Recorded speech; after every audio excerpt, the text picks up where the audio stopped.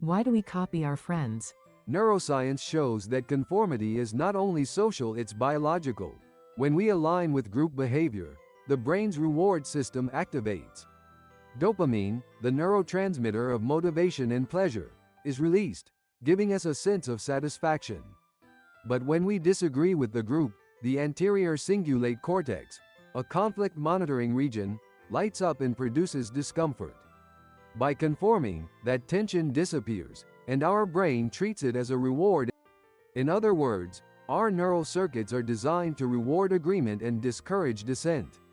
Why did these circuits become so central to us? The answer lies in survival. Cooperation in hunting and resource sharing. Early humans could rarely survive alone.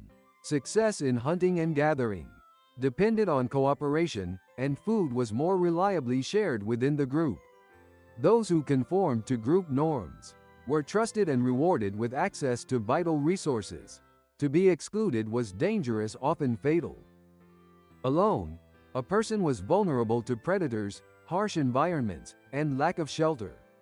Our brains therefore evolved a deep fear of isolation, making us highly sensitive to signals of belonging or rejection. Individuals with stronger tendencies to cooperate and conform were more likely to survive and reproduce. Over generations, this selective pressure hardwired conformity into human psychology. What feels like a social habit today is actually the legacy of natural selection. In modern society, we no longer rely on tribes for protection from predators. But our brains still treat social approval as a powerful reward.